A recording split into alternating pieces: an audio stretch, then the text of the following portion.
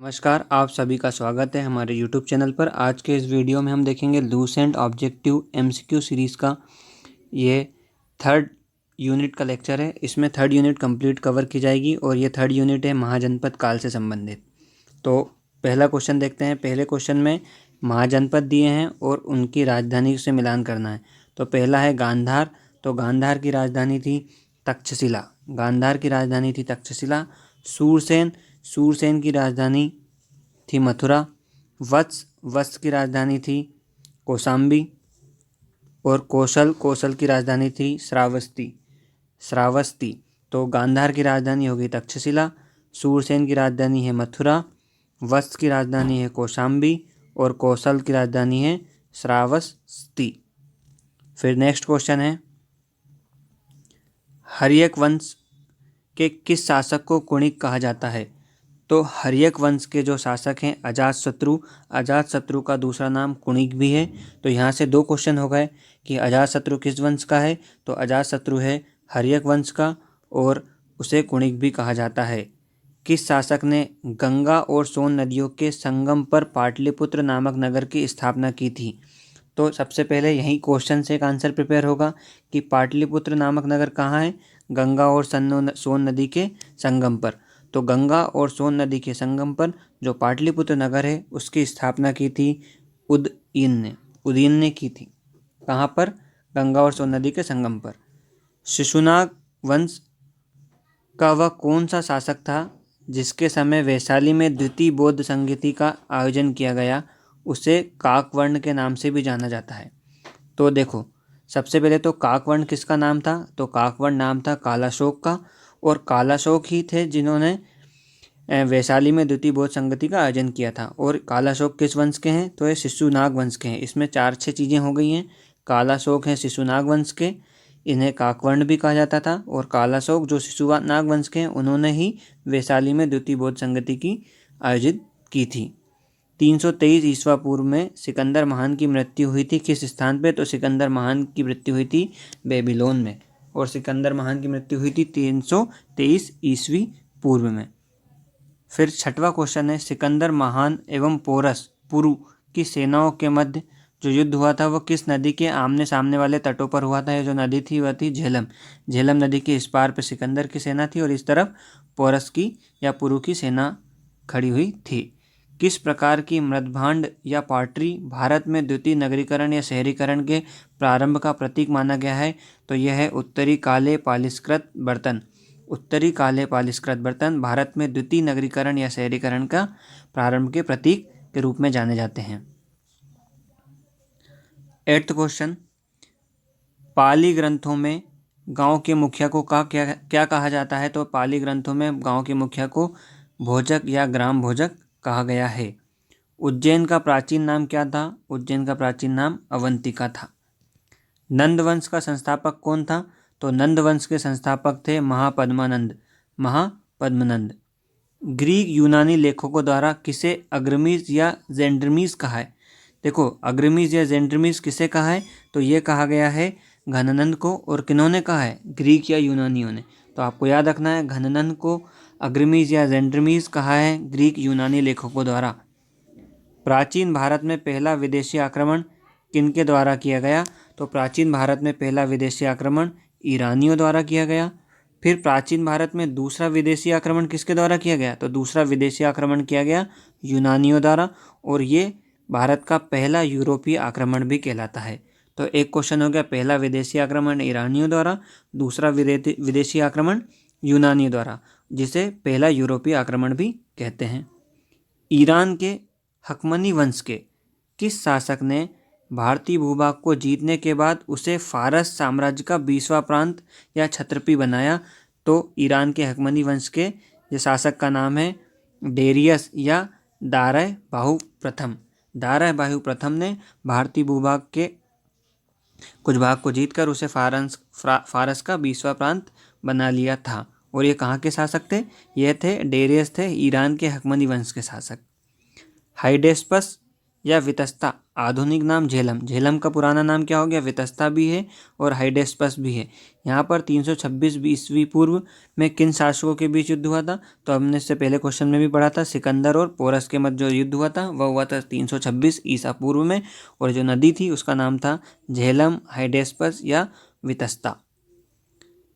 सिकंदर ने भारत पर कब आक्रमण किया था? तो ये 326 ईसा पूर्व में, 326 ईसा पूर्व में। ऑप्शन नंबर ए इसका सही आंसर होगा। फिर match the column, next question है, शासक का नाम दिया है और यहाँ उसके वंश से उसको सुमेलित करना है। तो सबसे पहले बिंबिसार, तो बिंबिसार किस शासक का था, वंश का था? हर्यक वंश का था। कालाशोक हमने पढ़ा था, ये शिशुनाग वंश का है। महापद्मानंद नंद वंश का है। और बिंदुसार मौर्य वंश का। बिंदुसार सभी को पता है मौर्य वंश का, महापद्मानंद है नंद वंश का, कालाशोक शिशुनाग वंश के, और बिंबिसार हैं हर्यक वंश के। आप रिवाइज करिएगा, आपको ये याद हो जाएंगे 2 बार में। फिर नेक्स्ट क्वेश्चन है, ये भी सही जोड़ी का मिलान करना है। महाजनपद दिया है, महाजनपद से उसकी आधुनिक क्षेत्र कौन से हैं ये बताना है। तो मगध का क्षेत्र, पटना और गया का इलाका, पटना और गया के ज़िले मगध कहलाते हैं। फिर वत्स क्या कहलाते हैं? तो वत्स है इलाहाबाद, वत्स है इलाहाबाद। कौशल किसे कहा जाता है? कौशल कहा जाता है अवध को, और अवंती कहा जाता है मालवा को। उज्जैन का क्षेत्र मालवा, अवंती, कौशल कहा जाता है अवध को, वत्स हो गए इलाहाबाद, और मगध पटना व गया के ज़िले। मगध की प्रथम राजधानी कौन सी थी? अब मगध की प्रथम राजधानी क्या थी? तो मगध की प्रथम राजधानी थी गिरिव्रज या राजगृह। मगध राज्य की प्रथम राजधानी गिरिव्रज या राजगृह थी। किस शासक द्वारा सर्वप्रथम पाटलिपुत्र का राजधानी के रूप में चयन किया गया? मतलब कि जो पाटलिपुत्र का राजधानी के रूप में चयन किसने किया था? तो पाटलिपुत्र जो राजधानी बनाई थी वो बनाई थी उदयीन ने। 16 महाजनपदों की सूची का उपलब्ध किस धर्म ग्रंथ में मिलता है? तो यह अगुंतर निकाय में, जो कि एक बौद्ध ग्रंथ भी है। निम्नलिखित में से मगध का कौन सा राजा सिकंदर के महान के समकालीन था? सिकंदर महान के समकालीन था घनानंद। सिकंदर के समकालीन जो राजा था वह था घनानंद। ये मगध साम्राज्य का राजा था। प्रथम मगध साम्राज्य का उत्कर्ष किस सदी में हुआ? तो प्रथम मगध साम्राज्य का उत्कर्ष 6ठी सदी ईसा पूर्व में हुआ। सिकंदर की भारत में सफलता के क्या कारण थे? तो देखो, भारत में सब कोई केंद्रीय सत्ता नहीं थी, बिल्कुल सही। उनकी सेना श्रेष्ठ थी, ये भी सही है। उसे देशद्रोही भारतीय शासकों का सहयोग मिला, ये भी सही है। वह एक अच्छा प्रशासक था, ये भी सही है। तो इसका सही आंसर होगा, सभी कथन सही है कि भारत में केंद्रीय सत्ता नहीं थी, सेना श्रेष्ठ थी, देशद्रोही शासकों का सहयोग मिला और अच्छा प्रशासक था। फिर सही जोड़ी का मिलान करना है। सही जोड़ी का मिलान करना है कि कौन सा राजा किस राज्य से संबंधित था। तो प्रदोत अजातशत्रु अपन ने पढ़ा है। अजातशत्रु कहाँ का था? अजातशत्रु थे मगध के। प्रदोत थे कौशल के। प्रदोत थे अवंती के। उदीन के बारे में देखा है, उदीन हो गए वत्स, और प्रसेनजीत थे कौशल के। प्रदोत राजा थे अवंती के। अजातशत्रु राजा थे मगध के। उदीन थे वत्स के और प्रसेनजीत थे कौशल के। फिर नेक्स्ट क्वेश्चन 26वां क्वेश्चन, अभिलेख साक्ष्य से प्रकट होता है कि नंद राजा ने एक नहर खोदी थी। वह नहर कहाँ पे खोदी थी? तो नंद राजा के आदेश से कलिंग में एक नहर का खुदवाई गई थी। फिर नेक्स्ट, पहला ईरानी शासक जिसने भारत के कुछ भाग को जीत लिया था, आप सभी को पता है इसका आंसर। पहला ईरानी शासक कौन सा हो गया? डेरियस ने भारत के कुछ भाग को जीत लिया था, यह था ईरानी शासक। डेरियस कहाँ का शासक था? ईरान का। मगध के राजा अजातशत्रु सदैव किस गणराज्य के साथ युद्ध रहा? मगध के राजा अजातशत्रु का सदैव किस गणराज्य के साथ युद्ध रहा? तो ये जो साम्राज्य का नाम है वह है वज्जी और पांचाल दोनों के साथ। वज्जी संघ के विरुद्ध मगध राज्य के किस शासक ने प्रथम बार रथ, मूसल और महाशिलाकट्टम नामक गुप्त हथियारों का प्रयोग किया था? तो ये जिन गुप्त हथियारों का प्रयोग किया था यह किया था अजातशत्रु ने। वज्जी संघ के विरुद्ध मगध राज्य के अजातशत्रु शासक ने प्रथम बार रथ, मूसल और महाशिलाकट्टम का प्रयोग किया था। नंद वंश का अंतिम सम्राट कौन था? तो नंद वंश का अंतिम सम्राट था घननंद। नंद वंश का अंतिम सम्राट था घननंद। भारत में सिक्के या मुद्राओं का प्रचलन कब किया गया था? तो भारत में सिक्के और मुद्राओं का प्रचलन जो प्रारंभ हुआ था वो हुआ था 600 ईसा पूर्व में। निम्नलिखित राजाओं पर विचार कीजिए। अजातशत्रु, बिंदुसार और प्रसेनजीत, इनमें से कौन बुद्ध के समकालीन थे? तो इसका आंसर है तीनों ही बुद्ध के समकालीन थे। बुद्ध के समकालीन राजाओं में अजातशत्रु, बिंदुसार और प्रसेनजीत तीनों ही बुद्ध के समकालीन राजा थे। 33वां क्वेश्चन है, 6ठी शताब्दी ईसा पूर्व के दौरान बड़े राज्यों के उदय का मुख्य कारण क्या था? तो 6ठी शताब्दी ईसा पूर्व के दौरान बड़े राज्यों के उदय का मुख्य कारण था कि उत्तर प्रदेश और बिहार में व्यापक पैमाने पर लोहे का उपयोग होने लगा, और व्यापक पैमाने पर लोहे के उपयोग के कारण ही 6ठी शताब्दी ईसा पूर्व के दौरान बड़े राज्यों का उदय होने लगा। मगध सम्राट बिंबिसार ने अपने राजवेद जीवक को किस राज्य के राजा की चिकित्सा के लिए भेजा था? तो अवंती के राजा की चिकित्सा के लिए राजवेद जीवक को भेजा, और जीवक को किसने भेजा था? बिंबिसार ने। बिंबिसार कहाँ का था? मगध का सम्राट। किस शासक ने अवंती को जीतकर मगध का हिस्सा बना लिया? तो 35वां क्वेश्चन जो आपको दिखा रहा है कि किस शासक ने अवंती को जीतकर मगध में मिला लिया? तो शिशुनाग ने अवंती को जीता। फिर किस मगध सम्राट ने अंग का विलय किया? तो अंग का विलय किया था बिंबिसार ने। अवंती को जीता शिशुनाग ने, अंग को जीता बिंबिसार ने, और शिशुनाग ने किस राज्य का विलय मगध में नहीं किया था? तो अवंती का विलय इसने किया था, वत्स का किया था, काशी का नहीं किया था। तो आपको ध्यान रखना है, शिशुनाग ने अवंती का भी किया था और वत्स का भी किया था। काशी और लिच्छवी का विलय मगध साम्राज्य में किसने किया था? तो काशी और लिच्छवी दोनों ही का विलय अजातशत्रु ने किया था। काशी और लिच्छवी का विलय मगध साम्राज्य में अजातशत्रु ने किया था। मगध साम्राज्य के बारे में कौन सा कथन सही नहीं है? पुराणों एवं महाकाव्यों के अनुसार इसकी स्थापना वृहदत्त ने की थी। बिल्कुल सही है। मगध साम्राज्य की स्थापना किसने की थी? वृहदत्त ने। महापद्मानंद ने इसे सर्वाधिक विस्तार प्रदान किया था तथा सर्व छत्रांतक तथा इकराट की उपाधि। देखो, महापद्मानंद को कौन सी दो उपाधि मिली? इसने एक तो सबसे ज़्यादा मगध का साम्राज्य का विस्तार किया, इसलिए इसे सर्व छत्रांतक और इकराट की उपाधि मिली है। गिरिव्रज, राजगृह, पाटलिपुत्र और वैशाली ये राजधानियाँ थीं, और चारों की राजधानियाँ इसी क्रम में बनी थीं। गिरिव्रज, राजगृह, पाटलिपुत्र एवं वैशाली। सिकंदर के आक्रमण के समय उत्तर भारत पर निम्नलिखित राजवंशों में से किसका शासन था? तो सिकंदर के आक्रमण के समय उत्तर भारत पर उस समय नंद का शासन था। निम्नलिखित में से कौन सा एक 6वीं सदी में प्रारंभ में भारत का सर्वाधिक शक्तिशाली नगर या राज्य था? 6वीं सदी ईसा पूर्व में कौन सा शक्तिशाली राज्य या नगर हुआ करता था? तो वह नगर का नाम है मगध। मगध काफ़ी शक्तिशाली था। निम्नलिखित में से कौन भारत पर ईरानी आक्रमण के प्रभाव के रूप में माना जाता है? तो देखो, खरोष्टी लिपि का प्रचार हुआ ईरानी आक्रमण के कारण। अभिलेख का उत्कीर्ण करने की कला का प्रचार भी ईरानी आक्रमण के कारण हुआ। ईरानियों की छत्र प्रणाली का प्रचार हुआ। घंटा आकार के गुंबज की कला का प्रचार हुआ। स्त्री अंगरक्षकों की नियुक्ति। ये सारे ही कथन सही हैं। तो ईरानी आक्रमण के प्रभाव के कारण खरोष्टी लिपि का प्रचार हुआ।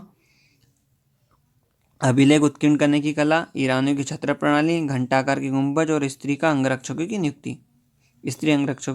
नियुक्ति। निम्नलिखित में से कौन सा एक सिकंदर के आक्रमण का प्रभाव नहीं था? देखो, इस आक्रमण ने भारत पर यूनान के बीच प्रत्यक्ष संपर्क स्थापित करा, यह बिल्कुल सही था।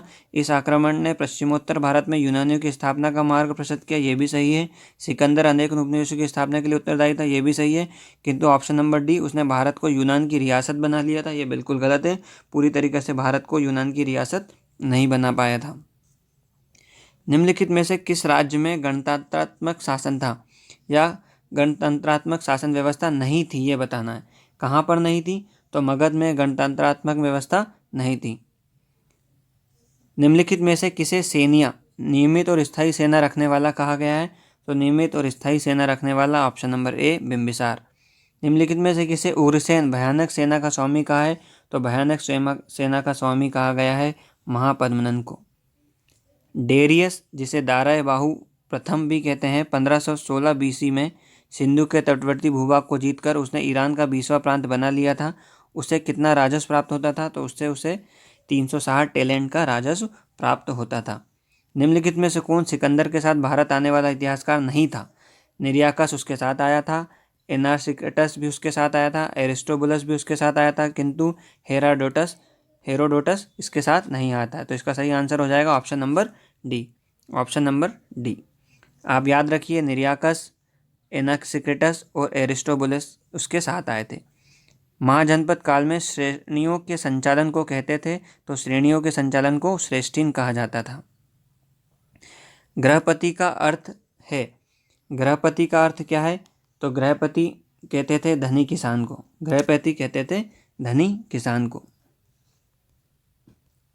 फिर सही जोड़ी का मिलान करना है यहाँ पे। अष्टकुलम क्या होता था?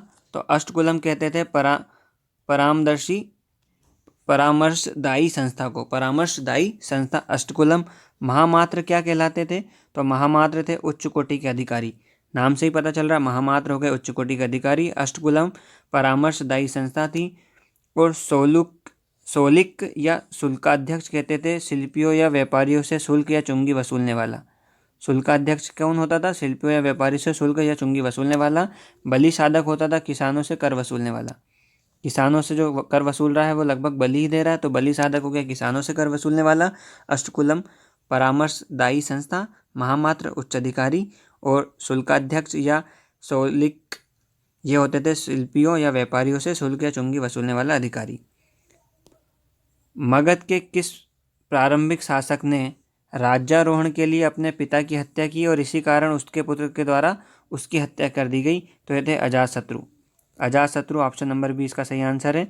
उन्होंने शासन के लिए अपने पिता की हत्या की और बाद में उसके पुत्र द्वारा उसकी हत्या भी कर दी गई।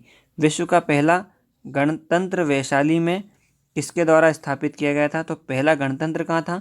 वैशाली में। और ये किसके द्वारा स्थापित किया गया था? तो ये किया गया था स्थापित लिच्छवी द्वारा। विश्व का पहला गणतंत्र वैशाली में किसके द्वारा स्थापित किया गया था? लिच्छवी द्वारा। फिर नेक्स्ट है, महाजनपद दिए हैं और उनकी राजधानी बताना है। तो वत्स की राजधानी आप सभी को पता है, इससे पहले भी क्वेश्चन में रिपीट हो चुकी है। वत्स की राजधानी हो गई कौशाम्बी में। वत्स की राजधानी कौशाम्बी में। कुरु की राजधानी इंद्रप्रस्थ में। पांचाल की राजधानी अहिछत्र में। पांचाल की राजधानी अहिछत्र में। और कौशल की राजधानी साकेत में। फिर से देख लीजिए, कुरु की राजधानी है इंद्रप्रस्थ में, पांचाल की राजधानी अहिछत्र में, कौशल की राजधानी साकेत में, और वत्स की राजधानी कौशाम्बी में। निम्नलिखित में से कौन एक बौद्ध ग्रंथ 16 महाजनपदों का उल्लेख करता है? एक बौद्ध ग्रंथ है जिसमें 16 महाजनपदों का उल्लेख मिलता है, तो यह है अगुंतर निकाय। 6वीं शताब्दी ईस्वी पूर्व में मत्स्य महाजनपद या मत्स्य महाजनपद स्थित था, तो मत्स्य महाजनपद स्थित था राजस्थान में। ये चैप्टर यहीं पे ख़त्म हो गया। आशा करते हैं कि आपको आज का लेक्चर अच्छा लगा होगा। Thank you.